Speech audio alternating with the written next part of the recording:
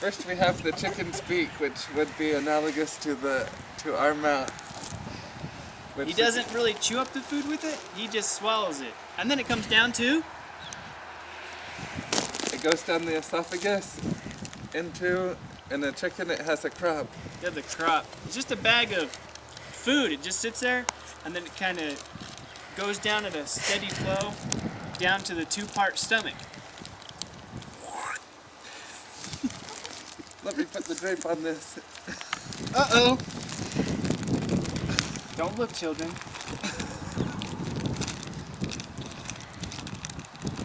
They have a two-part stomach. Part of it is called the preventriculus, and part of it is called the gizzard.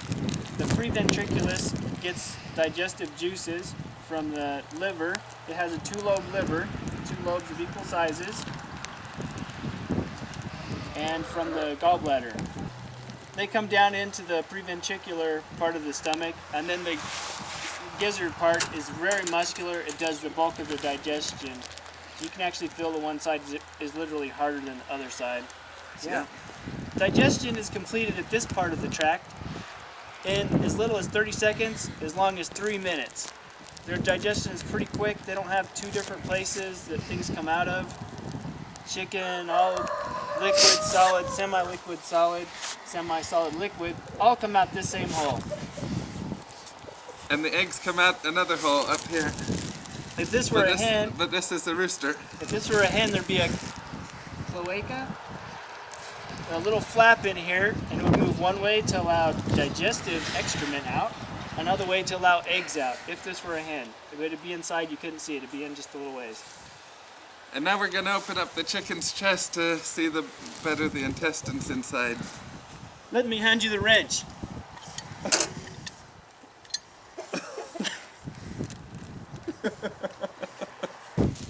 Also, please note that this chicken does not have elephantitis or elephantiasis.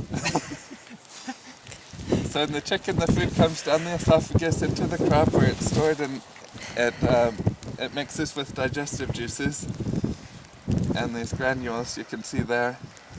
Then it comes down further into the two-part stomach, which this is the proventriculus or glandular portion. It secretes the digestive juices, and in some breeds it produces crop milk for regurgitation to the young birds. And there's also the gizzard in a chicken, which is the second stomach. It's the strong muscle. It's used to grind up food. And this is pretty hard here. And to aid in digestion, the liver produces bile, which is stored in the gallbladder you see here. You can see it's pretty big. And after it goes into the stomach, it continues on into the small intestine. And the purpose of the main function of the small intestine is to absorb the nutrients out of the food that the chicken or we eat. And the nutrients go into the bloodstream from the small intestines into the capillaries. And then, continuing on, the food goes down through... The chicken doesn't have large intestine, but you can see it has quite a bit of small intestines. And this connecting it is the omentum, which means apron.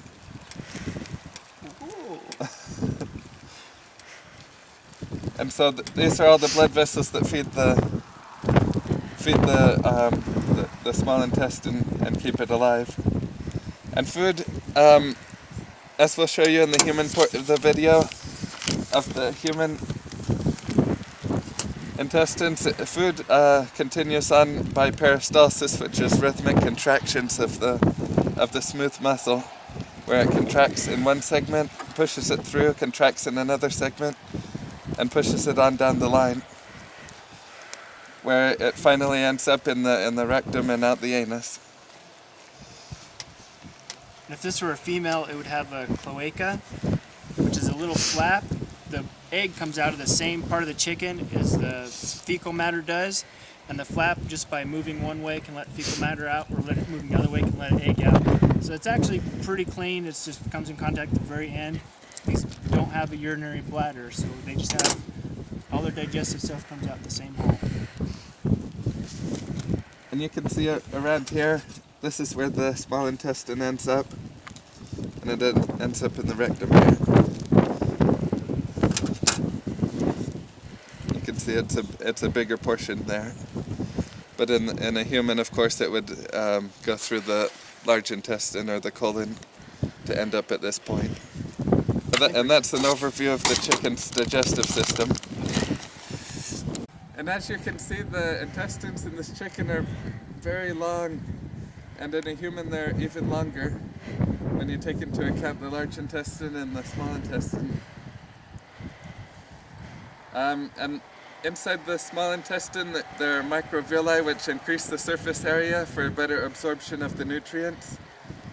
And of course the food is digested in the stomach and comes out into the small intestine as chyme. And chyme travels on down and gets absorbed into the bloodstream. And then it comes out over here.